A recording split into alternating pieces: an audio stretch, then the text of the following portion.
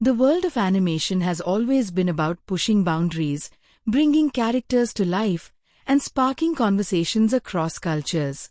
One such example is Shin Chan, a character who has managed to entertain and stir debates at the same time. Recently, the director behind Shin Chan opened up about the challenges the show has faced, especially regarding censorship in India.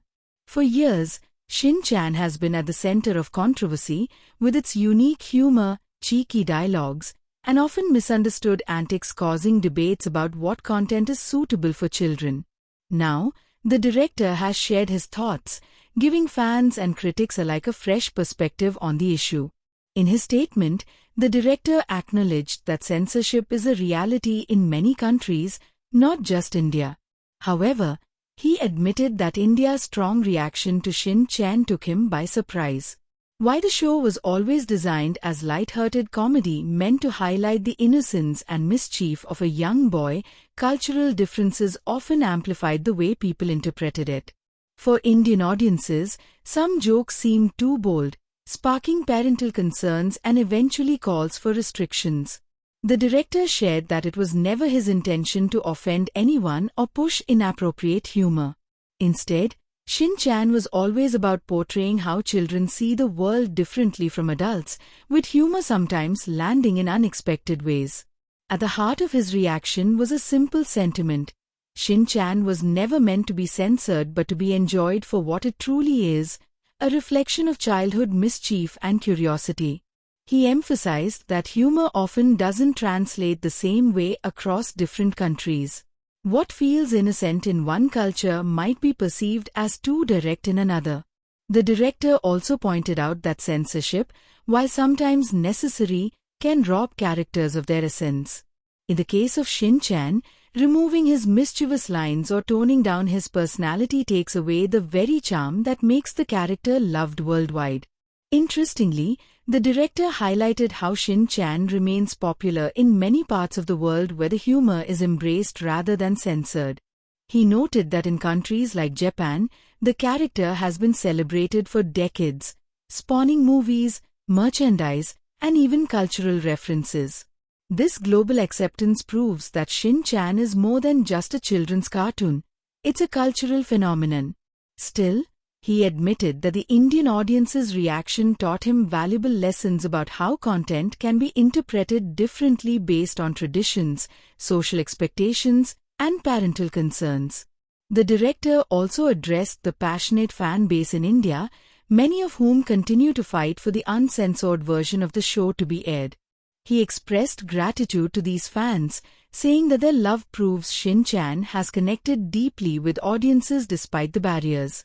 According to him, it's this balance between respecting cultural sensitivities and maintaining creative integrity that creators must constantly navigate. He made it clear that while he respects India's censorship boards, he hopes one day the show can be appreciated in its original, uncut form so that fans can enjoy the humor as it was originally intended. Beyond the controversy, the director used this opportunity to shed light on a bigger issue: the global conversation around censorship and creativity. He questioned whether restricting content actually protects children or simply limits their exposure to different perspectives. After all, children today are exposed to global media through streaming platforms, YouTube, and social media. Restricting a character like Shin Chan on traditional television may no longer have the impact it once did.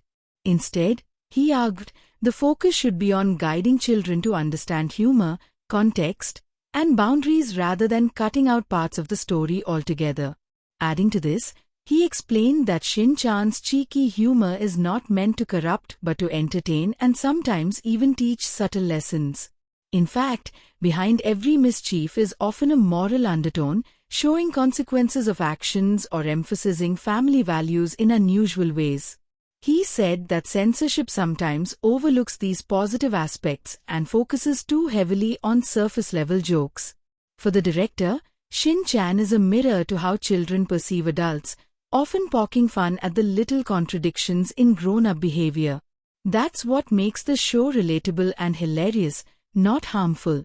In reflecting on the Indian censorship experience, the director also shared a personal story. He recalled visiting India years ago and being amazed by the country's rich culture, diverse traditions, and openness to global entertainment.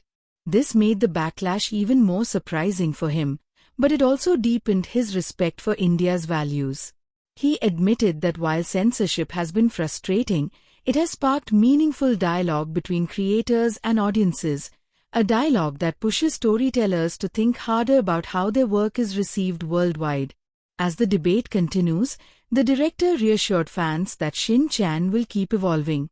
Whether through new storylines, movies, or digital platforms, the character will continue to make people laugh. He sees Shin Chan as more than just a cartoon. To him, the character represents a childhood spirit that connects people across cultures. The censorship in India, while challenging, is just one chapter in the global journey of Shin Chan and highlights how storytelling often walks a fine line between creativity and cultural sensitivity.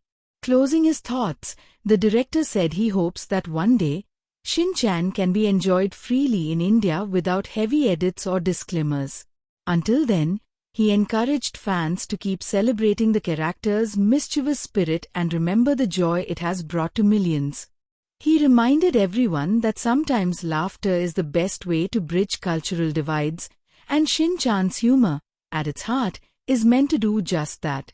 The director went on to discuss how censorship in India has shaped the way international creators think about tailoring content for diverse audiences. He pointed out that unlike in the past, today's media landscape is interconnected. Fans can access shows from anywhere through streaming platforms. So even when something is censored on television, the internet makes it easier for viewers to find the original version. This makes the debate over censorship even more complex because it raises the question, should countries still impose strict edits when fans can easily bypass them? According to him, the focus should perhaps shift toward parental guidance and age ratings instead of blanket bans or cuts. He also reflected on how censorship sometimes brings more attention to a show than intended.